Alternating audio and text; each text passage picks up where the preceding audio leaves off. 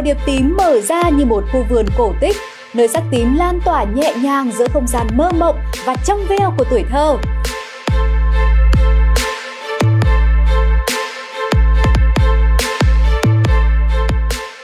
Ở đó, những đôi cánh bướm hiện lên mềm mại và lấp lánh, mang theo cảm giác bay bổng, tự do như những giấc mơ nhỏ vừa chạm ngõ.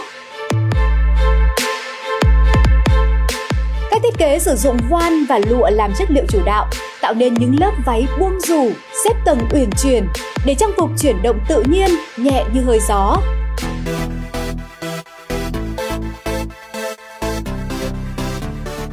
Điểm nhấn đặc biệt nằm ở những cánh bướm 3D được tạo hình tinh tế, khi xòe rộng, khi khép lại, khiến các mẫu nhí trông như đang hóa thân thành những nàng bướm nhỏ giữa khu vườn ánh tím.